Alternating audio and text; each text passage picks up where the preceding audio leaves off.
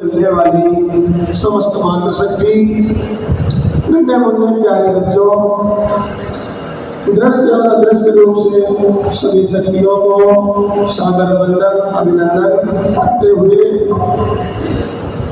हम लोग श्री राम कथा के नवान्न पारायण के आज षष्ठम दिवस के रूप में छठी सभा में प्रवेश कर रहे हैं। कल हम सभी लोगों ने कथा श्रवण की थी। श्री दशरथ जी का स्वर्गधाम हुआ और शत्रुघ्न जी और भरत जी हमने नाना के यहाँ से वापस आ गए। अवनपुर में माता कैकेयी से भेंट हुई, माता कौशल्या से भेंट हुई और कौशल्या मैया के पास इस समय भरत जी पहुँचे हैं। सायंकाल का समय माता कौशल्या प्रभु श्री राम जी के दुख में है।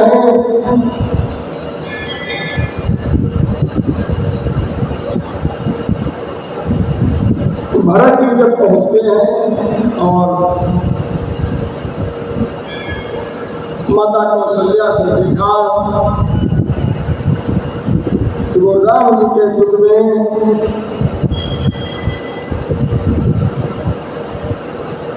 बहुत दुखी है। कौशल्या पहले दो भाई शत्रुघ्न जी और भरत जी दोनों लोग माता कौशल्या के पास पहुंचे हैं। बूढ़ी आंखें पुत्र के वियोग में आंसुओं से भरी हुई है।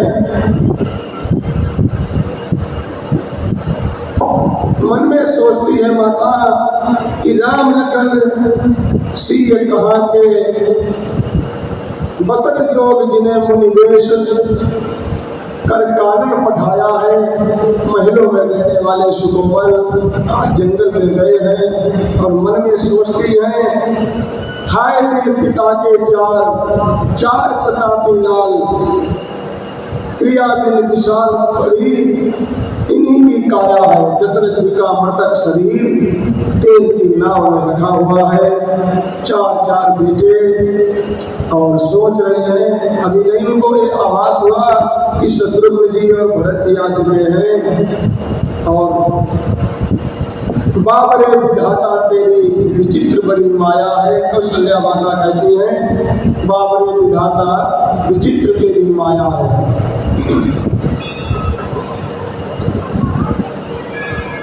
माता कौशल्या श्री राम जी की बचपन की छोटी छोटी धनुहियाँ हैं, छोटे छोटे जो धनुष्मान उनको देखती है, याद करती है राम जी को। छोटे छोटे खिलौने और बार बार नयन लावती प्रभु की ललित पनैया सोच रही हैं। तब तक सवेरा हो गया, रात्रि का ये समय है। सोच रहे हैं प्रातः काल हो गया। कौशल्या माता सोच रही है आज का सवेरा कुछ दूसरे प्रकार का लग रहा है। ऐसे नित्य प्रति जो सुबह होती थी वो मंगलमय होती थी। आज पूरी अयोध्या में अथेवाज भानुकुल भानु। गोस्वामी जी लिखते हैं कि जब दशरथ जी परलोक सिधार गए तो भानुवंश का भानु जो सूर्य था अस्त हो गया।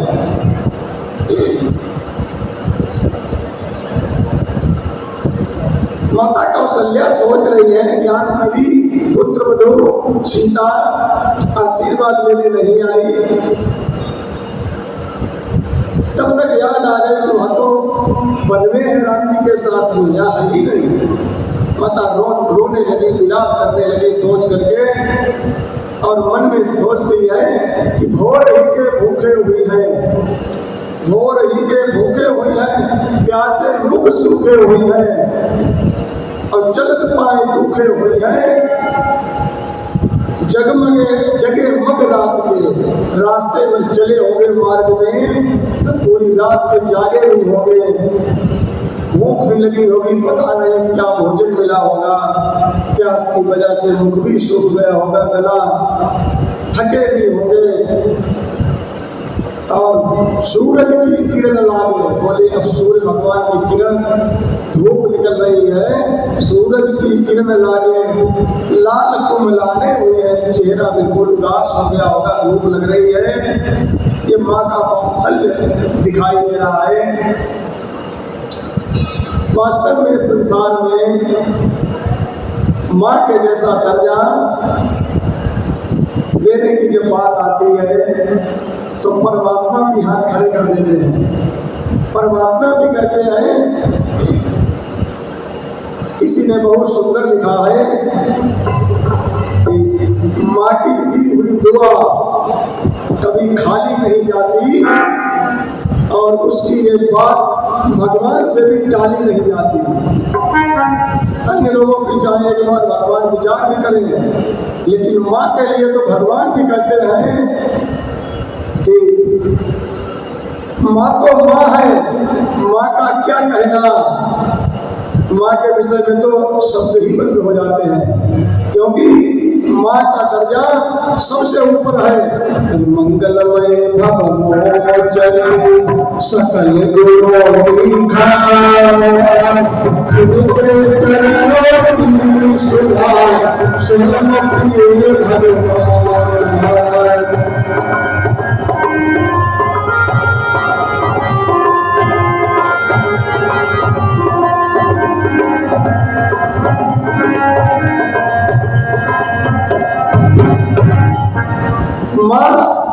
माँ के लिए लिखा है कि मंगलमय भवमोचनी, दुर्गा मैया के लिए माँ तो माँ है।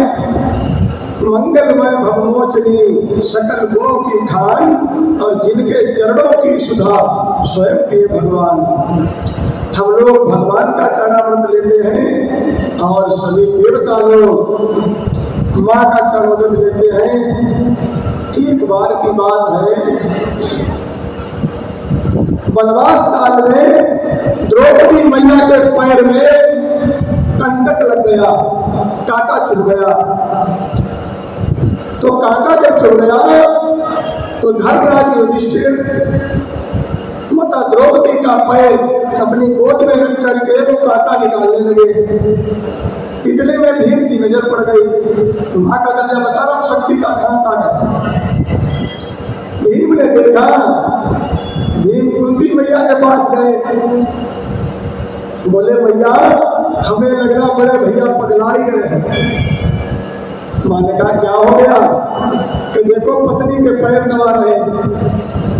कभी कभी होता है ऐसा कि जब आप किसी को दूरस्थ दृष्टि से देखेंगे तो आपको कुछ दूसरे प्रकार का आभास होगा, लेकिन जब वास्तविक धरातल पर जाएंगे तो उसमें भिन्नता दिखाई देगी। तो मैया ने कहा, मैया ने भी व्यक्त कर दिया कि कोई बात नहीं, भी एक पैर धर्मराज दबा रहे थे, दूसरा तुम दबाने लगते। अब भीम जो है कन्हैया के पास गए, बोले मैया से बात नहीं बन रही, अब कन्हैया के पास चलो। तो जब भगवान श्री कृष्ण जी के पास पहुंचे, अब कहा कि कन्हैया हमें लग रहा हमारा पूरा घर ही पगलाए गया। तो बोले क्या हुआ? कि पांचाली के पैरों में कांटा लग गया। बड़े भैया, कांटा नहीं कहा कि बड़े भैया पैर दबा रहे थे। कि हमने जब माँ से कहा कुंती से, वो बोली दूसरा पैर तुम दबाने लगते, कांटा नहीं भी मालूम नहीं। तो भगवान श्री कृष्ण ने कहा कि भीम तुम अभी द्रौपदी को पहचाने नहीं हो। तुमने मदद जरूर की जगह जगह द्रौपदी की, लेकिन तुम ये समझते हो कि द्रौपदी की अगर हम रक्षा न करते, सहायता न करते तो उसकी रक्षा नहीं होती। आज शाम को हमारे साथ चलना, तुम्हें दिखाएंगे द्रौपदी क्या है। तो जहाँ उनका वनवास काल में जहाँ निवास स्थान था, उससे पूर्व दिशा में एक नगर बसा हुआ था।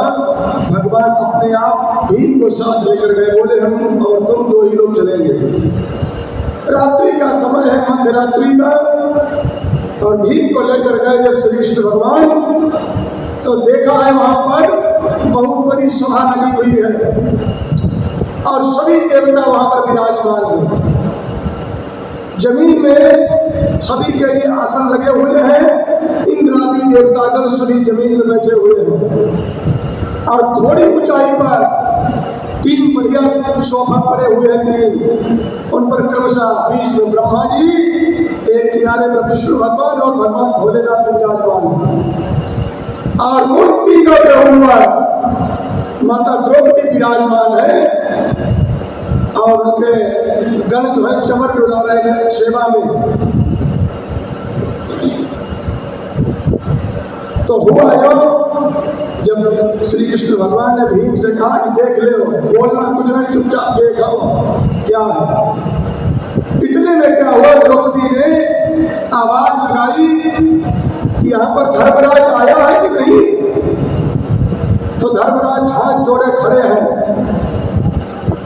अपना जो उनका कालदंड होता है पाश से कहते, हाँ माता, सेवक हाजिर है आपका चरणों में सेवा के लिए, आज्ञा करें। द्रौपदी ने कहा कि मैंने तुझे आदेश दिया था कि भीम का एक घड़ा खून लेकर आना, लाया कि नहीं लाया। यमराज ने कहा भैया मैं अभी अभी वही ढूंढ के आ रहा हूं, उसको बहुत हमने ढूंढा, प्रयास किया और पता लगा यही कहीं आया है। अब भीम जो है पीपल के पत्ते की तरह कांपने लगा डर के मारे और भगवान श्री कृष्ण से कहा अब क्या होगा। भगवान ने कहा देख लो चुपचाप, चिंता मत करो, बचा लूंगा, होगा कुछ नहीं। लेकिन जो तुम्हारे मन में जो संदेह था द्रौपदी के प्रति वो तुम्हें दिखाने लाए हैं। कहा एक ही उपाय है, हाथ जोड़ के जाओ और चरणों में जाकर के गिर जाओ, बस यही उपाय है। भीम गए, ये भीम को भगवान ने दिखाया, तो ये माता की शक्ति का दिखाया गया कि मंगलमय भगवानी सकल गुणों की कार, जिनके चरणों की शोभा स्वयं प्रिय भगवान।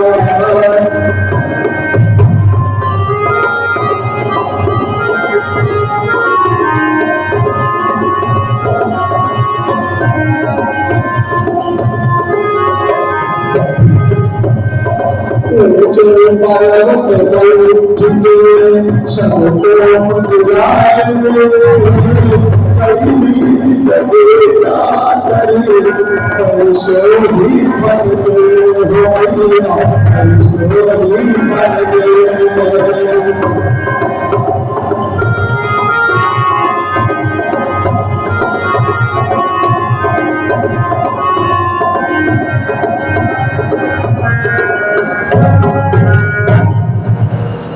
माता कौशल्या के पास भरत जी पहुंचे।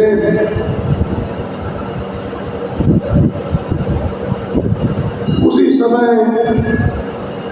भरत जी पहुंचे हैं और वो कह रहे हैं पति विहीना पूतहीना मातुरी तू है कहाँ, आ गया घर का वही षड्यंत्रकारी खल रहा। भरत जी आर्त स्वर में कहते हैं, दुखी स्वर में कि हे माता कहाँ है तू, जो घर का षड्यंत्रकारी है, जिसके कारण ये सब घर में तख्ता पलट हुआ है। भरत जी देखो मौके पर भी नहीं थे। संत का ये स्वभाव होता है, संत की ये वृत्ति होती है कि अगर समाज में कोई उथल पुथल हो जाती है तो अगर अपने आप निरपराध है फिर भी वो अपराध अपने ऊपर लेने की क्षमता रखता है। ये संत वृत्ति है। भरत जी महान संत है। भरत जी कहते हैं षड्यंत्रकारी खल आ गया है मां।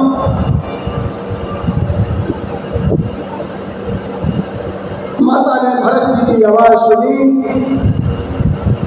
दौड़ कर आई,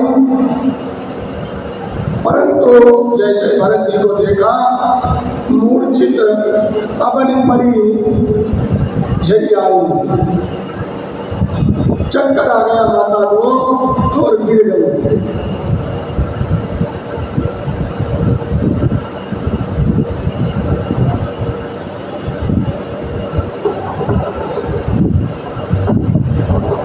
जिस दिन से प्रभु श्री राम बन गए उस दिन से माता बिल्कुल निराहार, निर्जल। निराहार को अलग होता, जल भी नहीं पिया माता कौशल्या ने। क्या स्थिति हुई होगी उस समय। भगवान सबके नहीं बेटे बनते हैं। प्रभु श्री राम सबके बेटे नहीं बनते हैं।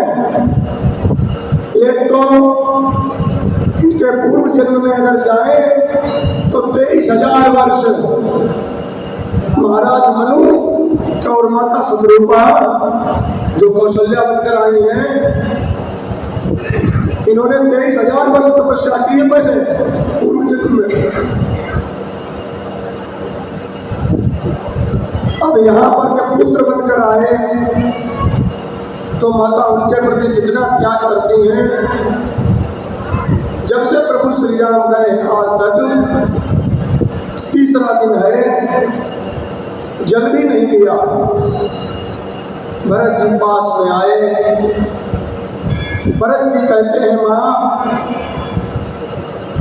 आंख मत खोलना, मुख न देखो माँ मेरा, मुख देखने में पाप है। भरत जी कहते हैं भैया मेरा मुख नहीं देखना, मैं बहुत पापी हूँ, किंतु कह दो हे भरत तुम पर सभी का श्राप है। माँ से कह रहे हैं भरत जी कि भैया तुम ये कह दो कि भरत तुम पर सभी का पाप लगा हुआ है, तुम्हारे कारण ये सब हुआ। माता कौशल्या कहती हैं भरत ऐसे मत बोलो। मैया कहती है ओ भरत बेटा तुझ में द्वेष की दुर्गंध है, साक्षी मैं हूँ मुझे उस राम की सौगंध है। माता कौशल्या कहती है कि मैं इस बात की साक्षी हूँ, गवाह हूँ। राम के वनवास में और दशरथ जी के स्वर्ग धाम में तुम्हारा बिल्कुल लेश मात्र भी दोष नहीं है। और माता कहती है हो रही संताप से संतप्त मेरी आत्मा, जा जुड़ा दे भाग कुल के निष्कलंकी चंद्रमा। हुआ गोस्वामी जी आगे लिखते हैं अरे माता भरत को उठाए, आंसू को चिमृत वचन उचारे।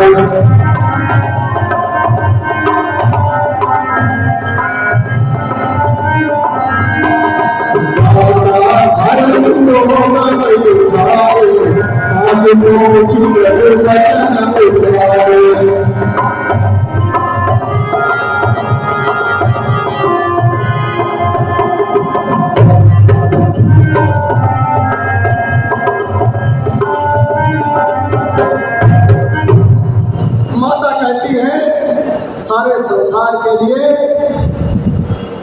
द्रोह करके कह गई, क्या हानि मेरी कर गई, और देख ले कोई मेरी सूनी गोदी भी भर गई। ये माता कौशल्या के विचार है कि कोई ने जो द्रोह किया तो मेरी कोई हानि नहीं हुई। मेरी कोख जो सभी लोग कह रहे हैं कि राम जी चले गए तो माता कौशल्या की गोद सूनी हो गई। देखिए मेरा भरत आ गया मेरी गोदी में।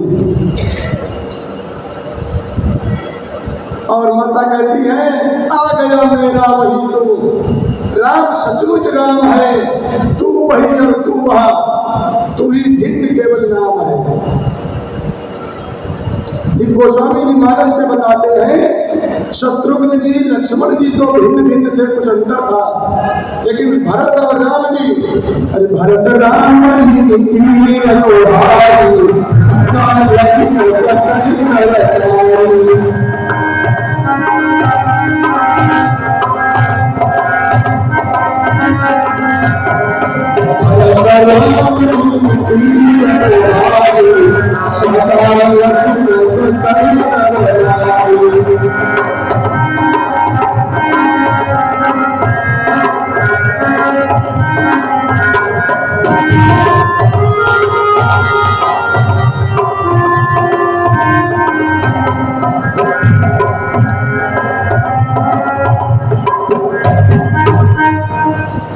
कौशल्या माता भरत जी को इतना दुलार करती है।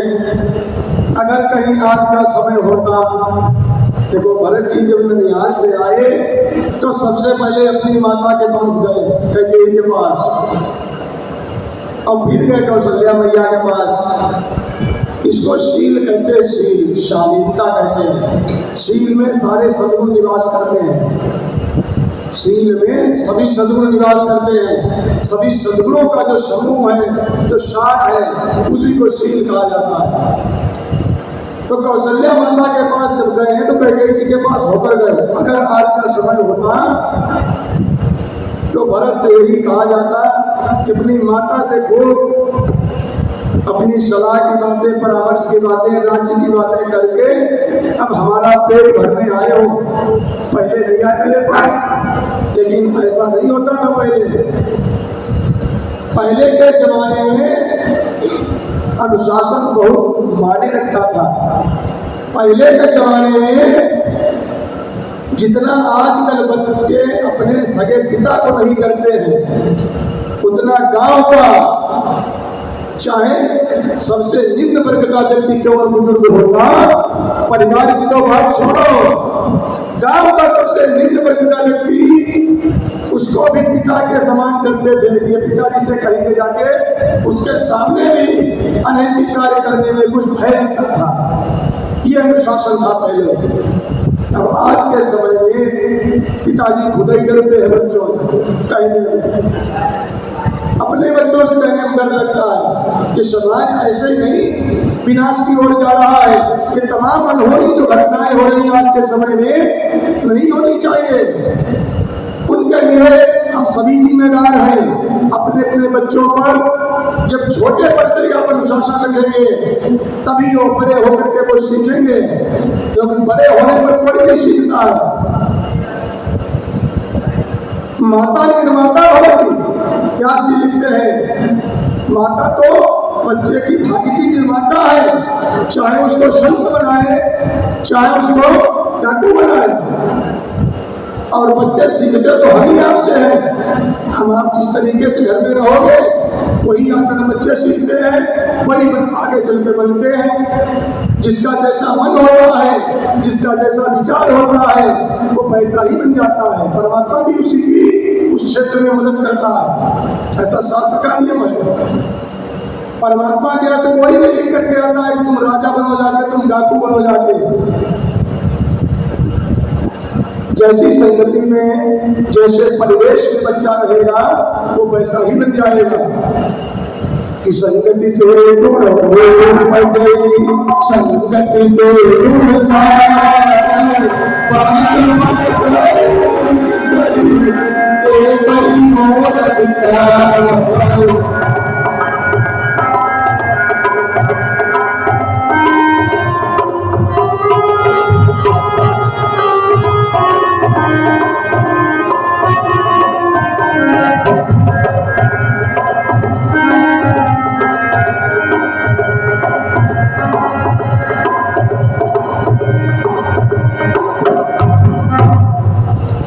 भरत जी माता कौशल्या से चर्चा कर ही रहे थे राम जी के विषय की।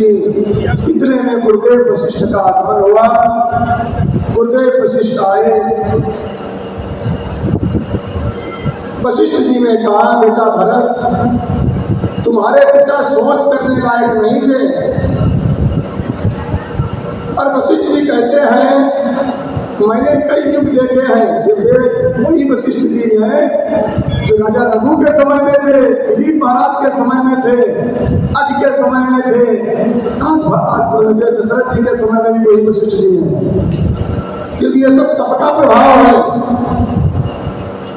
हमारे ऋषि मुनि योग साधना करते थे, संयम बरतते थे, और नियम संयम में बहुत दम है, बहुत शक्ति है। ज्यादा भोजन करने से शरीर में ताकत नहीं बढ़ती है। ज्यादा अन्न खाने से पाचन तंत्र कमजोर होता है।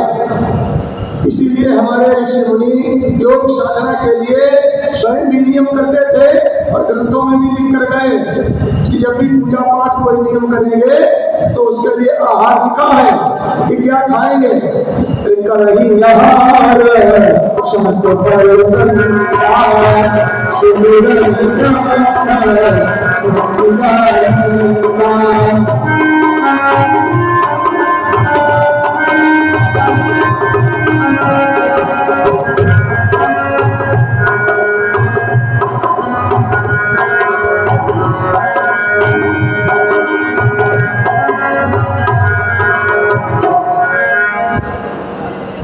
भरत जी को वशिष्ठ जी समझाते हैं।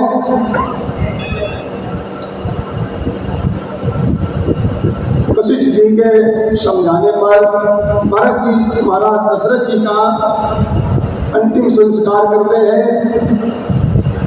शरीर शांत होने के बाद अंतिम संस्कार ये उत्तम क्रिया बताई गई। वैसे शरीर के अंतिम संस्कार और भू विसर्जन, जल विसर्जन, 3 क्रियाएं हैं शरीर शांत होने के बाद। लेकिन सबसे उत्तम गति ये भस्म क्रिया है, संस्कार क्रिया, अंतिम संस्कार जिसको कहते हैं। और भस्म क्रिया अगर संभव नहीं होती है किन्हीं परिस्थितियों वश, तो जल प्रवाह से तो भू विसर्जन बढ़िया, और उसके बाद तीसरे नंबर पर जल विसर्जन। अगर किशोरावस्था में, गरुड़ पुराण में आता है, किशोरावस्था में अविवाहित अगर बालक का शरीर शांत हो जाता है तो उसका जल विसर्जन या भोग विसर्जन कर सकते हैं। लेकिन यज्ञोपवीतधारी अगर है तो उसका यह जरूरी नहीं कि विवाह संस्कार जरूरी हुआ हो। अगर वह 12 वर्ष से ऊपर है, अवधि लिखी हुई है 12 वर्ष, चाहे जनेऊ हुआ हो अन्यथा न हुआ हो, आयु के आधार पर 12 वर्ष से के बाद दाह संस्कार ही लिखा है। और सभी वही क्रियाकलाप लिखे हैं जो होने चाहिए, सूतक आदि। और सूतक के विषय में भी समाज में बहुत भ्रांतियां हैं, क्योंकि कर्मकांड हमारा विषय भी रहा है, इसलिए आप लोगों को हम साथ साथ में एक गृहस्थ आश्रम के कर्मकांड की भी जानकारी इसी के माध्यम से, व्यास पीठ के माध्यम से देते रहते हैं। अब बात आई तो सूतक की भी बात समझ लो,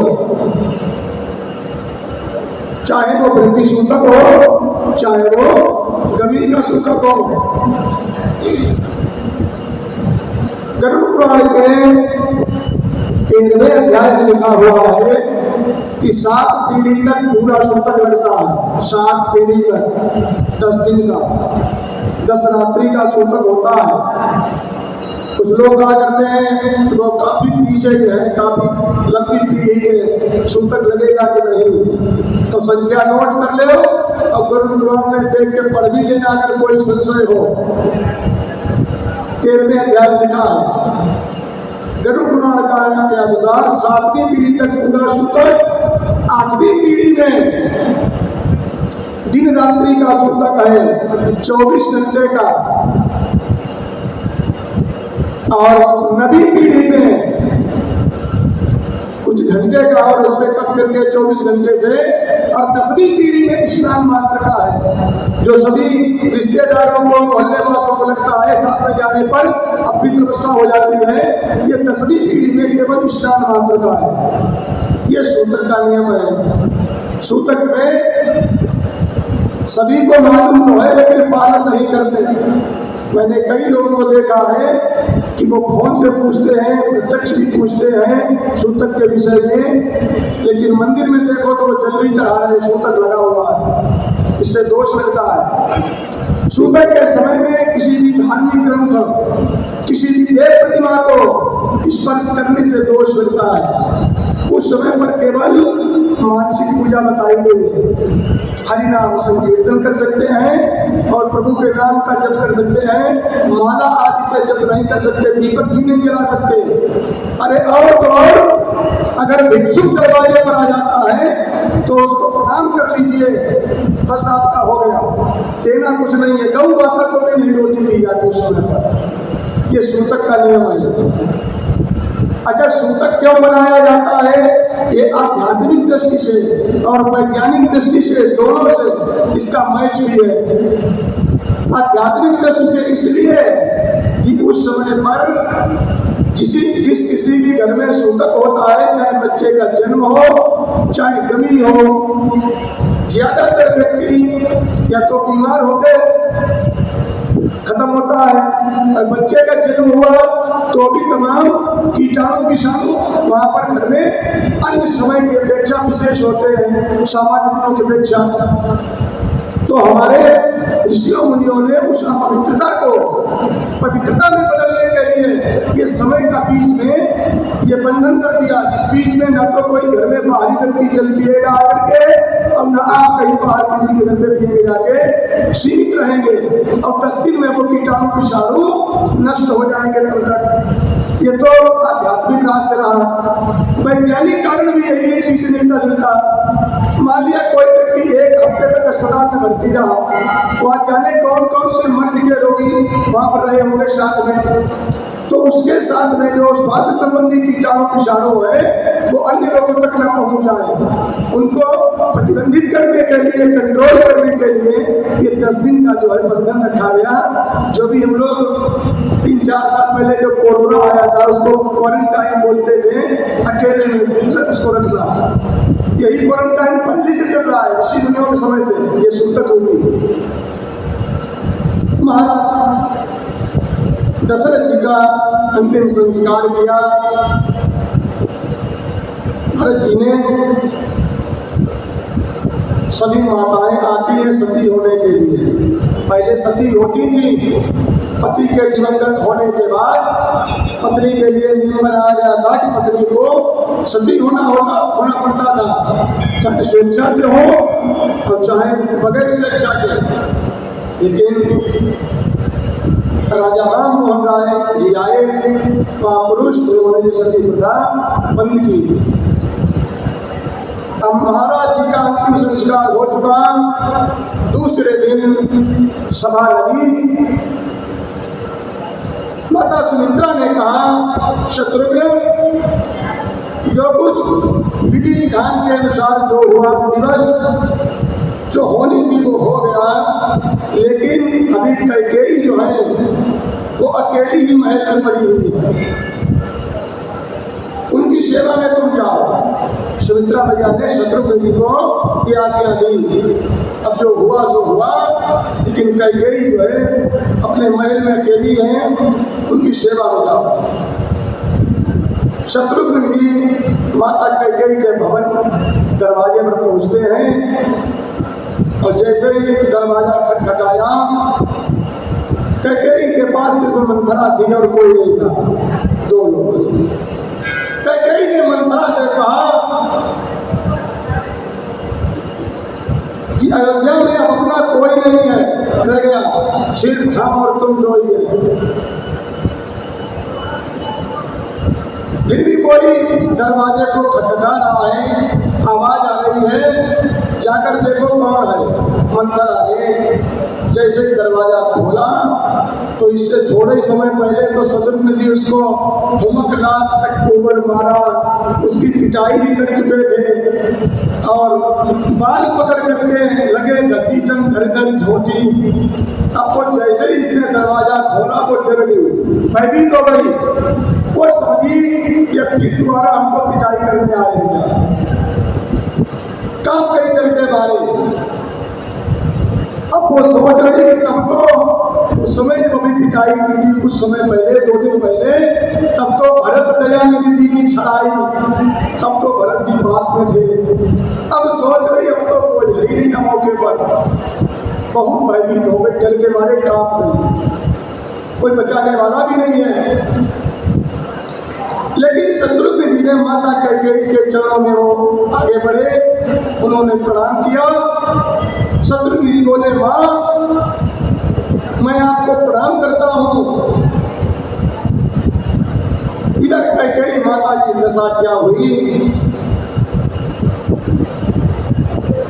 2 दिन में दुर्दैव दशा, यो पीनी तन की, स्वयं भय सिर के, क्षीण भय दृष्टि गगन की। 2-3 दिन में ही कैकेयी की हालत ऐसी हो गई अस्त व्यस्त, को भवन में क्या हुई होगी जब गई थी उससे बदतर हो गई। पहले स्वयं बनाई थी, आज विधाता ने तथास्थ कर दिया कि लो।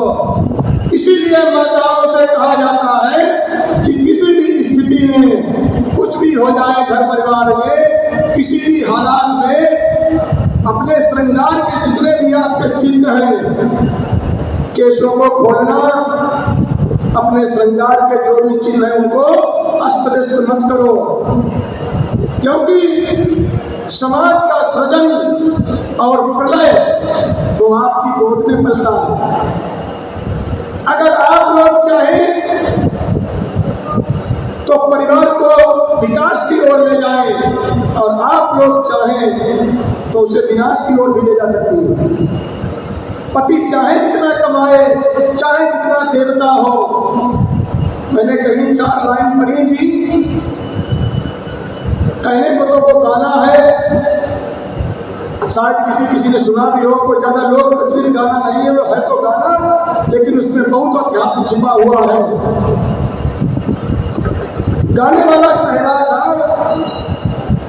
कि यारो शादी मत करना, ये है मेरी अर्जी, अब फिर भी हो जाए तो ऊपर वाले की मर्जी। और आगे कहता था कि डीएम पत्नी के आगे डीएम भी चपरासी होता, पत्नी के आगे पहलवान है बच्चे शारोता, अब पत्नी चाहे तो बिकवा दे आलू चना मटर भी, यारो शादी मत करना, ये है मेरी अर्जी कहता था। और आगे कहता था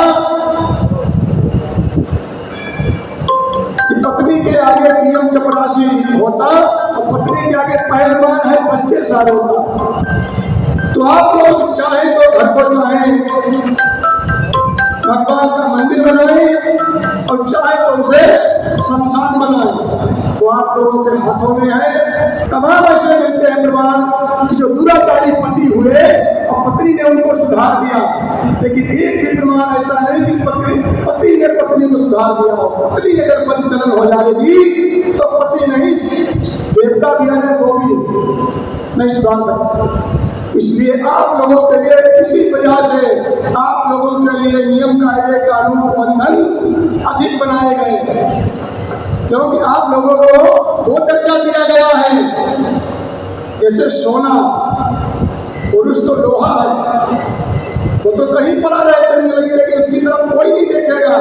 लेकिन जिस प्रकार स्वर्ण की रक्षा की जाती है, उसी प्रकार आप लोगों की रक्षा के लिए, आप लोगों की अस्मिता बचाने के लिए, आप लोगों की खुशहाली के लिए ये सब नियम कायदे बनाए गए। ऐसा नहीं है कि कोई आप लोगों को परेशान करने के लिए नियम बनाए गए। कभी कभी माताएं बहनें कहती हैं कि पंडित जी, सभी पंडित लोग हम ही लोगों के लिए नियम ज्यादा बताते हैं क्या? ऐसा है शास्त्रों में? ऐसा नहीं है। शास्त्र के लिखने वाले नारी निंदक नहीं है, वो तो जगह जगह आप लोगों की पूजा करवाते हैं। यत्र नारीस्तु पूज्यन्ते रमन्ते तत्र देवता, देवता लोग भी वहां आते हैं जहाँ नारी की पूजा होती है। एक छोटा सा दृष्टांत, महाभारत काल में एक बार दुर्वासा जी दुर्योधन के यहाँ पधारे। पांडव लोग वनवास काल में थे, दुर्योधन के यहाँ जब पहुंचते हैं तो दुर्वासा के साथ में 10,000 शिष्य भी।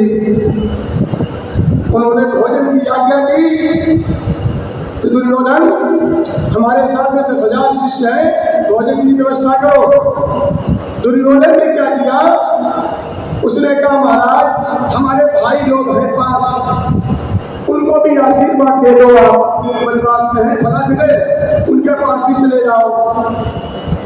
और उसका अप्रत्यक्ष रूप से ये योजना थी कि जब दुर्वासा जी पांडवों के पास जाएंगे वनवास में तो ये भोजन की याचना करेंगे। 10,000 शिष्य साथ में हैं और वहाँ पर जंगल में फल फूल पत्तों के अलावा क्या है, जब भोजन दे नहीं पाएंगे तो दुर्वासा क्रोधी महात्मा है, तो श्राप देकर उनको भस्म कर देंगे। तो दुर्योधन को मारना ही चाहता था, उनको कितने प्रयास किए, लाक्षा आदि सब कुछ, तो कहा हमको मारना नहीं पड़ेगा, ये महात्मा के श्राप से भस्म हो जाएगा, उसका ये उद्देश्य था। दुर्वासा जी दुर्योधन के परामर्श के अनुसार पहुंचे वहां पांडवों के द्वार पर जहां जंगल में उनका निवास था। तो युधिष्ठिर से दुर्वासा जी ने याचना की, जो दुर्योधन से की थी कि भोजन की व्यवस्था करो, हम गंगा स्नान करने जा रहे हैं और 10,000 शिष्य भी साथ में हैं। तो धर्मज बोले पांचाली से किसी पर दुर्वासा आए हैं।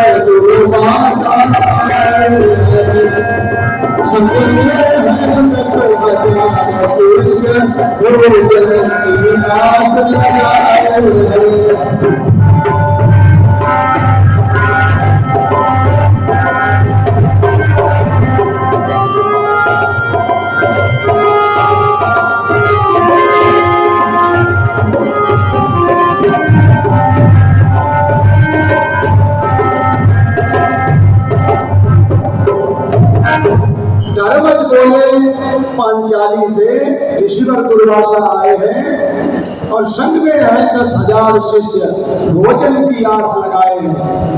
धर्मराज युधिष्ठिर ने पांचाली से कहा कि महात्मा दुर्वासा आए हैं, गंगा नहाने गए हैं, जल्दी व्यवस्था करो। इधर क्या था, भगवान सूर्यदेव के द्वारा प्रदत्त एक अक्षय पात्र नाम का कोई पात्र था, वो पांडवों को भगवान सूर्यदेव ने दिया था। उस अक्षय पात्र का नियम था कि उसमें सुबह को आप थोड़ा सा भोजन सामग्री डाल दो और दिन भर खूब बनाओ परोसो, चाहे 10 लोग खाए चाहे 10 लाख खाए, कमी नहीं पड़ेगी। लेकिन अगर धोकर के मांझ कर रख दिया फिर दोबारा डालना पड़ेगा, तब उसमें वृद्धि होगी। द्रौपदी जी ने कहा कि बोली पांचाली धर्म जिसे मैं सर्वश आँख खोजती।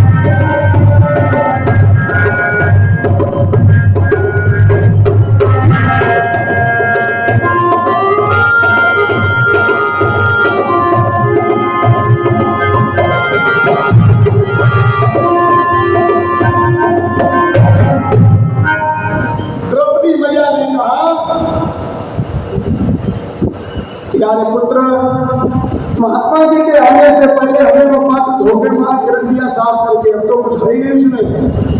युधिष्ठिर जी ने कहा पांचाली बहुत क्रोधी महात्मा है, सबको भस्म कर देगा, 5 हमें 6 तुम्हें भी। अब जो भी हो तुम जाना, तुम्हारा काम जाना, क्या करियो। इधर क्या हुआ, द्रौपदी मैया ने कन्हैया जी ने आस लगाई, पुकार लगाई, श्री कृष्ण गोविंद हरे मुरारी, श्री कृष्ण गोविंद हरे मुरारी।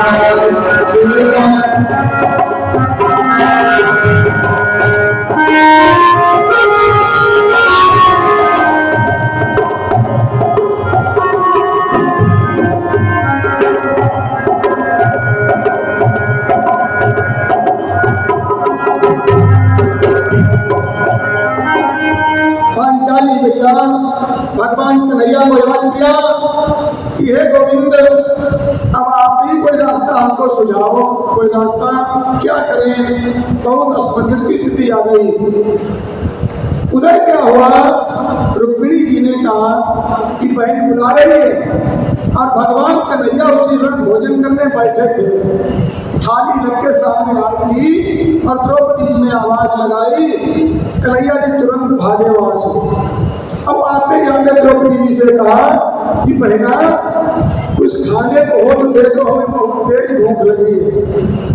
द्रौपदी मैया ने कहा देखो कन्हैया, हर समय मजाक अच्छा नहीं होता, जब भी आते हो हंसी ठिठोली करते हो, मजाक करते हो, हम संकट में हैं, हमने किस कारण से आपको बुलाया है आपको मालूम होगा। कन्हैया जी बोले बहना झूठ नहीं बोल रहा हूँ, जब आपने आवाज दी हमें, मैं भोजन करने बैठ ही पाया था, आपने आवाज दी तो हमने सोचा चलो यार वहाँ भोजन कर लेंगे, भोजन ही तो करना है। द्रौपदी जी ने कहा कि अब हम तो जिस समस्या में बुलाया आपको वही बताएं। बता दिया कि मैं अक्षरवादी को धोखे रख चुकी हूँ, दुर्वासा महात्मा अभी कुछ समय बाद आने वाले हैं, तो प्रकट हो जाएंगे 10,000 शिष्यों के साथ, ये हमारे सामने समस्या है। कन्हैया जी ने कहा मुझे एक बार अक्षरवादी को दिखाओ। द्रौपदी ने कहा मैंने आपको बता दिया कि धोखे रख दिया, उसमें है ही नहीं कुछ। कन्हैया जी ने कहा दिखाओ तो एक बार। अब जो भी व्यास जी लिखते हैं महाभारत में कि हरिपस्य शाकान्विष्टो, जो कन्हैया के द्वारा देखा गया तो उसमें शाकान्विष्टो, शाक भी लगा अन्न भी लगा। और शाक अन्न में जैसे हम लोग काली दाल पालक डाल के बनाते हैं, सोया के साथ बनाते हैं, सोया पालक की दाल, शाक भी और अन्न भी। अब चूंकि द्रौपदी जी के पात्र धोने पर, साफ करने पर कोई संदेह नहीं किया जा सकता, वो कोई भूवर नहीं है कि उसमें झूठन लगी रहनी दी हो, लेकिन भगवान की माया। और जो भगवान ने वो खाया उसमें से कण निकाल के शाकान्विष्ट और जल पे आकर तीनों लोग प्राप्त हो गए। अब दुर्वासा की जो युधिष्ठिर के यहाँ आने को थे, वो बाईपास मार्ग से लबड़ भास्कर चूरण ढूंढे, इतना अफरा लगा समय, डकार और इतना फर गए कि वो चूरण ढूंढ रहे हैं हाजमे का, इतना ज्यादा उनको अपच हो रहा है, क्योंकि जब परमात्मा तृप्त हो गया तीनों लोग तृप्त हो गए। अब कन्हैया जी ने द्रौपदी को कुछ जरूरी बातें बताई, वो सभी बातें आप लोगों को बताना चाहता हूँ, इस वजह से दृष्टांत सुनाया। कोई भी दृष्टांत सुनाया जाता है तो उसके पीछे कोई ना कोई खास बात जरूर होती है, क्योंकि जब जब दृष्टांत सुनाया जाता है तो उसमें कहा जाता है एक बार। अब एक बार जब जब आता है तो कोई विशेष बात होती है, कोई घटना घटित हुई होती है। अब कन्हैया जी ने चलते चलते द्रौपदी जी को गृहस्थ आश्रम के 5 संदेश दिए, जरूरी बातें बताई। कन्हैया जी समझते हैं कि आज द्रौपदी के सामने ये जो समस्या आई, कल को किसी दूसरे के सामने ये समस्या ना आए, सारे संसार को ये बातें बताने के लिए द्रौपदी जी के माध्यम से बताई कि हर गृहस्थ को ये 5 बातें ध्यान रखनी चाहिए, नहीं तो कभी ये समस्या भी आ सकती है। कौन कौन सी नोट करो कि सूरज के निकलने के बाद जो नहीं सोते, सूरज के निकलने के बाद जो नहीं सोते, जीते हैं 100 वर्ष तक रोगी नहीं होते।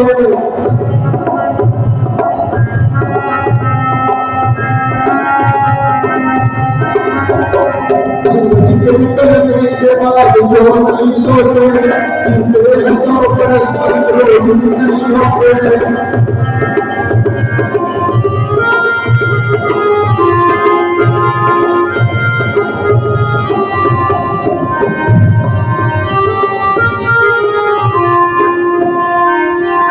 पहली बात बताई, सूरज के निकलने के बाद जो नहीं सोते जीते हैं 100 वर्ष तक रोगी नहीं होते। सभी गृहस्थियों को ही नहीं, सभी प्राणियों के लिए कहा गया सूर्य भगवान के निकलने के पहले 120 मिनट पहले ब्रह्म मुहूर्त लग जाता है। पंचांग में अवधि दी हुई है ब्रह्म मुहूर्त की। हम सभी लोग समझते हैं कि हर महीने 4 बजे ब्रह्म मुहूर्त होता है। लेकिन जब जनवरी के महीने में सूर्योदय 7:30 के आसपास होता है, 7:35 पर, तो उसमें 5:30 बजे ब्रह्म मुहूर्त लगता है।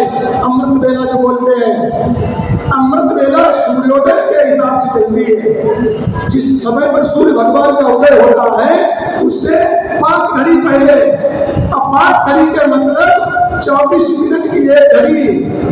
अब 5 से गुणा करो 120 मिनट, 2 घंटे। सूर्य भगवान के निकलने से 2 घंटे पहले ब्रह्म मुहूर्त होता है। हर महीने में 4 बजे नहीं होगा। जब 6 बजे सूर्य भगवान निकलेंगे, इस समय निकलते होंगे 6 बजे के आसपास, तब 4 बजे होगा। और जब 7:30 बजे निकलेंगे तो 1.5 घंटे आगे बढ़ जाएगा। जो जैसे सूर्योदय का समय आगे बढ़ेगा तो ब्रह्म मुहूर्त का भी आगे बढ़ेगा। अच्छा, ब्रह्म मुहूर्त का महत्व क्या है?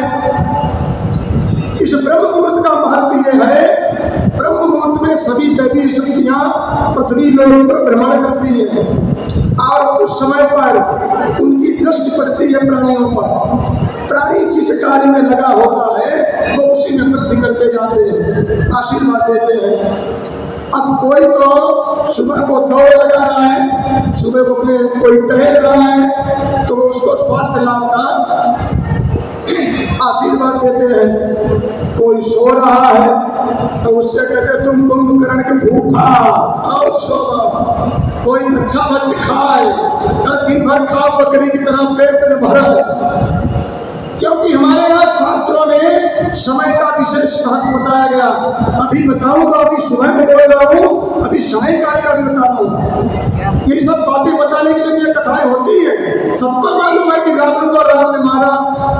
लक्ष्मण जी ने सुख में कहा कि नाक कान काटे, केवल उतने बताने थोड़े ही आया। गोस्वामी जी लिखते हैं ना मानस के शुरुआत में 5 कांड में, राम पुराण निगमागम सम्मतम रामायण निगदितम क्वचिदन्य तोपी। क्वचिदन्य तोपी, क्वचिदन्य तोपी का मतलब यही है, कुछ और भी। सभी पुराणों उपनिषदों का सार तो रामायण में है ही, उसमें कुछ और भी है। तो बच्चा को चाहिए, मैं समझता हूँ हर बच्चा को यह चाहिए कि जब भी इस व्यासपीठ पर कथा करने आए तो मैं निवेदन करता हूँ ब्राह्मण वक्ताओं से, सिर्फ और सिर्फ ब्राह्मण वक्ताओं से, अन्य के लिए तो छूट है। वो चाहे अच्छा के ऊपर बाजरा बोले और दैया बलवा कुछ भी करे, उन्हें छूट है। लेकिन ब्राह्मण के लिए निवेदन करता हूँ, ब्राह्मण यहाँ पर जब भी इस आसन पर आए कथा कहने तो कुछ और भी लेकर के आए। बस इसी कुछ और भी के कारण तो दैवाधीनम जगत सर्वम अमंत्राधीनश्च देवता ते देवता ते मंत्र विप्राधीनम तस्मात् ब्राह्मण देवता। इसीलिए तो ब्राह्मण को देवता कहा गया, क्योंकि ब्राह्मण के पास अन्य प्राणियों की अपेक्षा कुछ और भी है। वो कुछ और भी शब्दों से नहीं कहा जा सकता। और वो कुछ और भी जैसे चला गया तो उसकी जगह पर कुछ और आएगा, प्यारे मुंह दिखाने लायक नहीं रह जाओगे। यही हो रहा आज के समय में, लानत है ऐसे। मैं ब्राह्मणों से कहना चाहता हूँ, जो भी कर्मकांड क्षेत्र में हमारे ब्राह्मण भाई हैं उनको सादर प्रणाम है, लेकिन साथ साथ में ये पैगाम भी है कि असली ब्राह्मणत्व अपना कायम रखो। किसी माई के लाल में अपराध नहीं जो इस व्यास गद्दी पर कब्जा कर पाए। ये व्यास गद्दी पर कब्जा तभी होता है जब साथ में बैठ करके सुरतियां मनाओगे, भूख लगाओगे चिलम की और दैया बलवान करोगे, तो संसर्ग से आपके अंदर अच्छाइयां जल्दी चली जाती हैं, बुराइयां बहुत जल्दी प्रभावी होती है। क्योंकि कपड़े को साफ करने में समय लगता है, गंदगी के छींटे पड़ने में समय नहीं लगता है। बात यह है, बात हो रही थी सुबह की, सूर्य निकलने के बाद सोना नहीं चाहिए। अगर शरीर अस्वस्थ है, नहीं चल फिर सकते हो, कोई काम नहीं कर सकते हो, तो उठ के बैठ जाओ। उठ के बैठ जाओ तो राम ही राम करो, सबसे छोटा नाम और बड़ो बहुत बड़ो मंत्र है। राम ही राम करो सबसे कम। उठ के बैठो, आज पता लगा उतने टाइम पर खर्राटे ले गए तो कुंभकर्ण के भूखा दिन भर 10 बजे सोए उठी हो, फिर खाना कब खाई हो? पहली बात यह है भगवान के द्वारा जो बताया गया हर किसी के लिए प्यारे ये नियम जो बताए हैं, ये नियम अगर पालन कर लोगे, बुढ़ापा, ये शुगर और ये बीमारी जितनी तमाम बीपी संबंधी वो दूर से हाथ जोड़े हुए चली जाएंगी, पास नहीं आ सकती। दूसरा नियम जो बताया भगवान ने कि जिनके घरों में आदित्य माता है सदा, जिनके घरों में आदित्य माता है सदा, उनके घरों में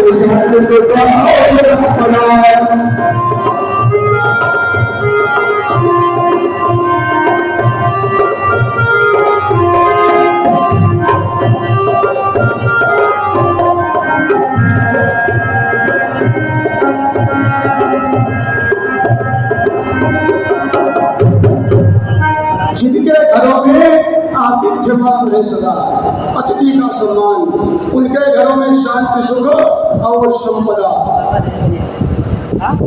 अतिथि जो होता है, अतिथि की भी परिभाषा है।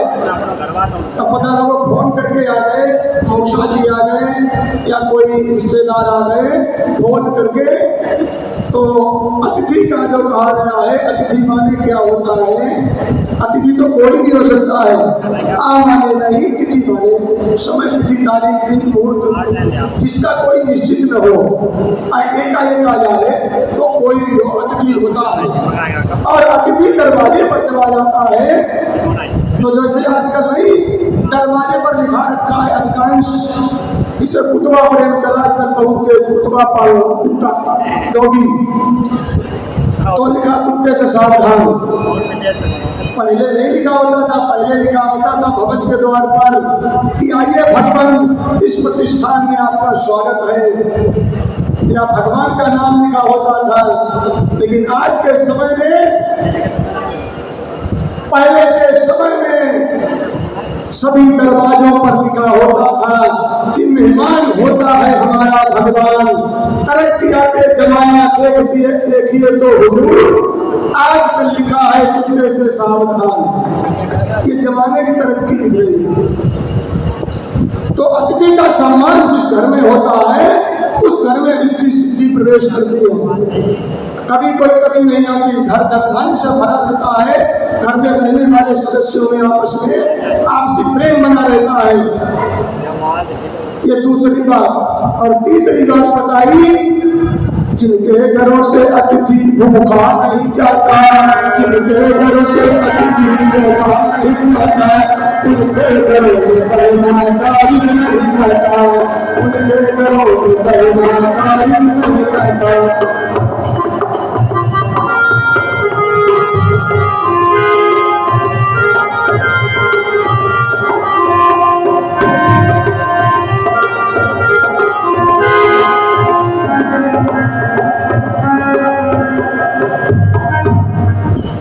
जिनके घरों से अतिथि भूखा नहीं जाता, उनके घरों में पहना तारीख नहीं आता। कन्हैया जी कहे द्रौपदी जी से कि जिसके घर से कभी मेहमान भूखा न जाए।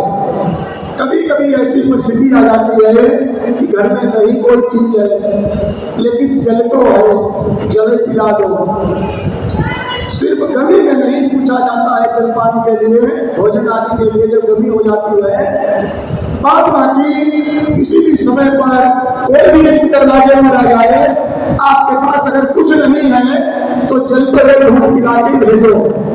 अगर बगैर जल पिए नहीं आता है, ये बहुत बड़ा अशुभ सूचक होता है।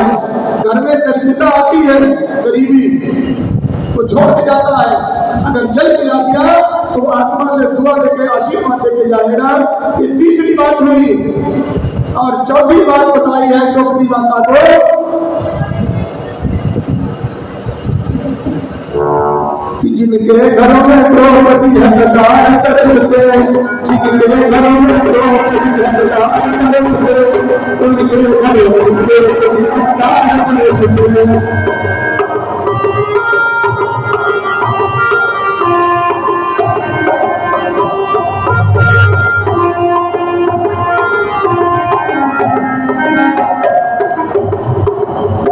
चौथी बात यह बताई कि जिनके घरों में द्रौपदी हकदार तरसते, किसी का हक अब कोई मारे बैठा है। मान लिया 4 भाई हैं, 4 में 3 बुद्धिमान है, संपन्न है, एक बेचारा कमजोर है, मंद बुद्धि है, तो उसका हिस्सा भी सभी ने ले लिया और उसकी दुर्गति भी कर रहे हैं। ऐसा नहीं करना चाहिए। अगर किसी का हिस्सा आपने लिया है तो उसकी सेवा करो। सेवा करोगे आशीर्वाद स्वरूप में वो चीज आपको फलीभूत होगी, अच्छी लगेगी, आपको फलेगी, बच्चों के लिए भी कल्याणकारी सिद्ध होगी।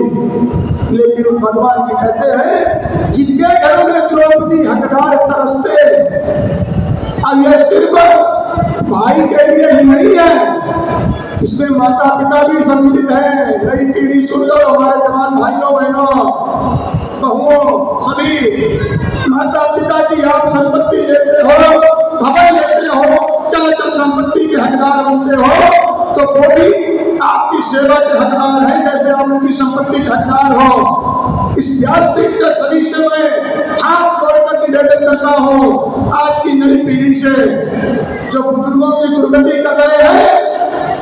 हमारा देश भारत सोने की चिड़िया कहा जाता था, तो हमारे देश के जो अनाथालय बने हुए हैं, ये बहुत बड़ी हमारी देश की विडंबना है, बहुत शर्म की बात है कि पहले तो माता पिता के कितने बड़े अरमान होते हैं, जहाँ कहीं जाते हैं तीर्थों में, देवालय में, वहाँ हाथ जोड़ करके मांगते हैं कि एक हमारे कुल का चिराग दे दो प्रभु, कोई मनुष्य वृद्धि करने वाला नहीं है।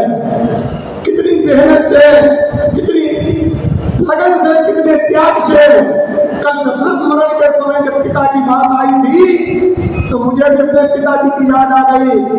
आज से 7 वर्ष पहले सन 2018 में दिवंगत हो चुके, मैं 11 वर्ष का था, तब की बात मुझे याद आई कि वो हमको इलाज के लिए एक बार लेके गए और हमारे गांव से जो सड़क की बस मिलती थी, घर में टूटी साइकिल भी नहीं थी, इतनी चरमराई हुई स्थिति, कमजोर स्थिति थी हमारे यहाँ, तो कोई वाहन नहीं था, साधन नहीं था।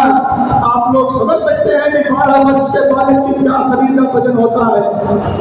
हमको कंधे पर बिठाया और गांव से 3 किलोमीटर दूर जो बस स्टॉप था वहां तक लेकर गए और हरपालपुर हमको इलाज करवाया। हमारा जनपद हरदोई पड़ता रूपापुर के पास, और फिर वहां से वापस आए लेकर के। तो उस समय पैसे भी कितने सबके पास होते थे सब लोग समझते हैं। अब वो ऐसे व्यक्ति थे जो कि पहले के समय में लोटा और उसकी रस्सी को साथ रखते थे, बाजार का पानी भी नहीं पीते थे। तो इधर से तो चलो खाते गए होंगे, लेकिन जो व्यक्ति लोटा और अपनी उसकी जो पहले कही जाती थी लोटा दो, वो साथ में रखने वाला व्यक्ति बाजार में क्या खाया होगा, हम तो समय इतना अनजान थे, हमें नहीं मालूम। लेकिन हमें अब पता लगता है कि जब वो वापस आए होंगे, फिर जब दूसरी बार हमको बिठाया होगा कंधे पर, तो घर तक उनकी क्या दशा हुई होगी। आज की नई पीढ़ी को मैं इस स्थिति से अवगत कराना चाहता हूँ कि बुजुर्गों का सम्मान, बुजुर्गों का आदर हमारे यहाँ आदिकाल से होता है।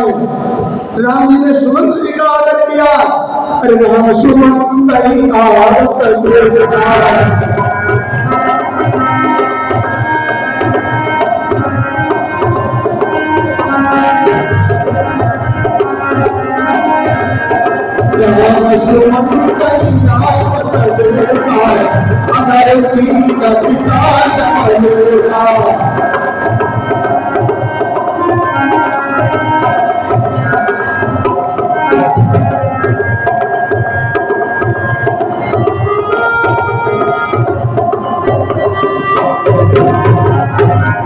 ये राम कथा, श्रीमद् भागवत कथा, ये जगह जगह इसलिए नहीं होती है कि यहाँ उठ करके खूब डांस करो, खूब टॉफी बिस्कुट फेंको, खूब एंटरटेनमेंट करो।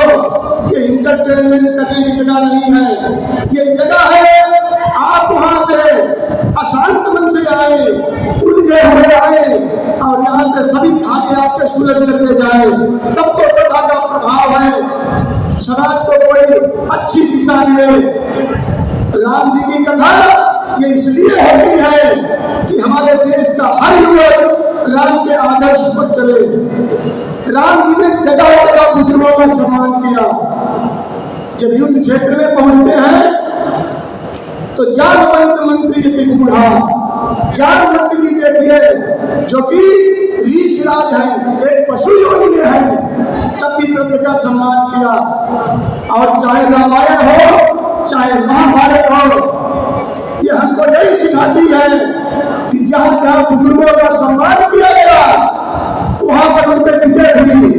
और जिसने बुजुर्ग का अपमान किया, चाहे वह 100 भाइयों से युक्त दुनिया में रहा हो, चाहे सोने की लंका वाला और 1 लाख पुरुष समानक नाती वाला रावण रहा हो। इधर जामवंत जी से राम जी राज पूछते हैं और जामवंत जी जोर डाले देते परामर्श, हमारे प्रभु अक्षरशः उसका पालन करते हैं। और उधर रावण इसी बात का प्रतीक है, कंपेयर की जा रही है आप लोगों को समझाने के लिए। रावण कोई अलग नहीं है, वो रावण जी का थोड़ा पीछे जाओ पे, उन्हीं का नौकर है, उन्हीं का द्वारपाल है। लेकिन राम जी ने संसार को सिखाने के लिए ये चीज कि समाज कैसे चलेगा, तो अपना ही पुतला बनाकर खड़ा किया सामने, इतना वैभव दिया। तो सुन लो, व्यासपीठ के माध्यम से करोड़पतियों, अमीरों, पैसे के ऊपर ज्यादा उछलने वालों, रावण से ज्यादा बड़े नहीं हो पाओगे। तो केवल पैसे में अलग हो सकते हो, बड़े हो सकते हो, लेकिन रावण तो पैसे में भी बड़ा है, बाहुबल में भी बड़ा है, बुद्धि में भी बड़ा है। उसके पास धन बल, बाहुबल, बौद्धिक बल आम आदमी से 10 गुना है। लेकिन क्या हाल हुआ उसका? कभी आप लोग विचार करते हो? बस हर साल दशहरा आया, ऊंचा पुतला बनाया, फूंक दिया। कभी आप लोगों ने विचार किया कि हमारे अंदर के रावण बैठा में जला कि नहीं जला? ये पुतला वाला रावण जब फूंक दिया, रावण फूंक गया। रावण को परिभाषा बताऊं रावण की, मोह वशमावल। ये मोह जो यही रावण है। चाहे वो घर में पत्नी से मोह हो, चाहे बच्चों से मोह हो, ऐसा नहीं कि मोह को बिल्कुल त्याग दो। चाहे मोह हो, चाहे काम हो, चाहे क्रोध हो, काम क्रोध मोह, इनको राम से जोड़ दो, भगवान से जोड़ दो। अभिमान अगर है तो अभिमान को भगवान से जोड़ो, तो आपके लिए कल्याणकारी सिद्ध होगा, फायदेमंद सिद्ध होगा। लेकिन अगर आप अलग हो गए भगवान से, रावण ने यही गलतियां की। उसके पास भगवान जी जब गए, हनुमान जी ने कहा कि दशानन, तेरे पास आम आदमी से 10 गुनी बुद्धि है, 10 गुना आपके पास बाहुबल है, सब कुछ होते हुए भी तुम पढ़े लिखे भी हो, विद्वान भी हो, तुम्हारे पास दिमाग भी आम आदमी से 10 गुना है, लेकिन तुम्हारा दिल खराब है, दिल खराब है। जो हृदय है उसमें सोच नहीं बढ़िया है। इसीलिए हनुमान जी कहते हैं, अरे राम चरण पर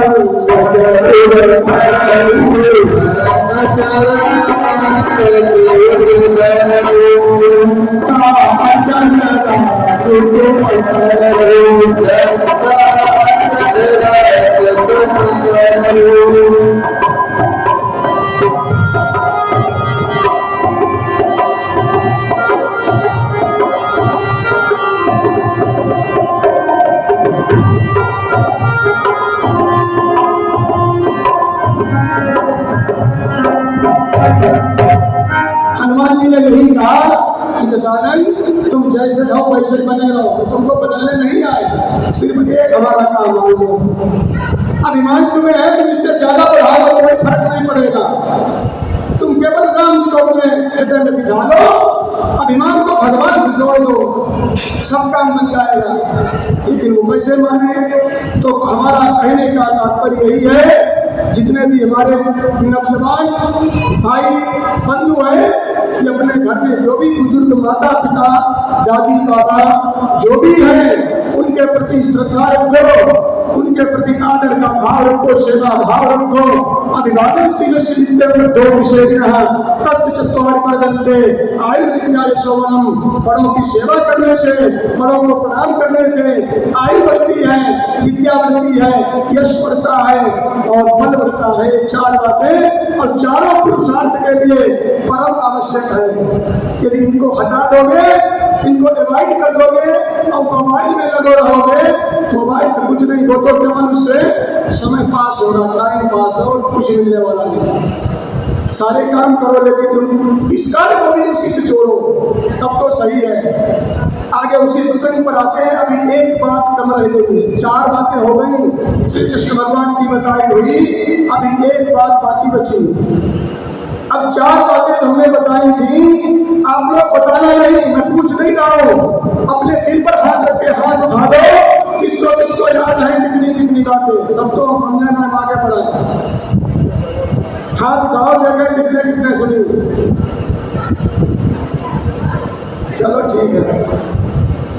भगवान कन्हैया ने तो चार बातें बताई कि सूर्योदय से पहले जाग जाना चाहिए हर प्राणी को। दूसरी बात बताई अतिथि का सम्मान। तीसरी बात बताई कि अतिथि को कभी बगैर खिलाए पिलाए घर से नहीं भेजना चाहिए। चौथी बात बताई घर का हकदार व्यक्ति जिस चीज का जो है सभी को बराबर हक मिलना चाहिए, बेईमानी नहीं होनी चाहिए।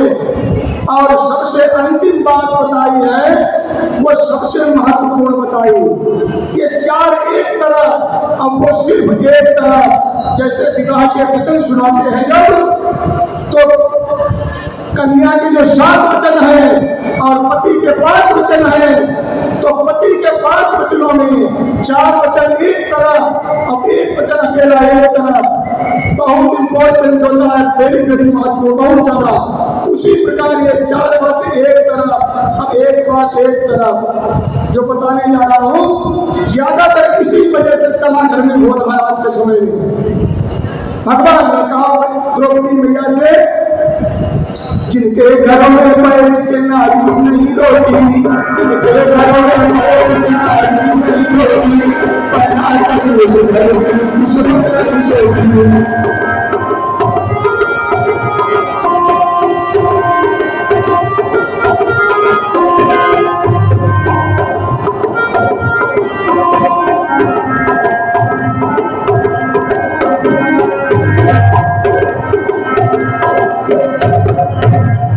जिनके घरों में बैठकर नारी नहीं रोती, पहना कभी उस घर की किस्मत नहीं सोती।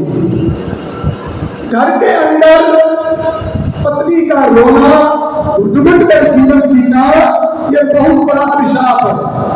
पति चाहे जितना बड़ा व्यक्ति हो, चाहे गुणवान हो, पद प्रतिष्ठा में हो,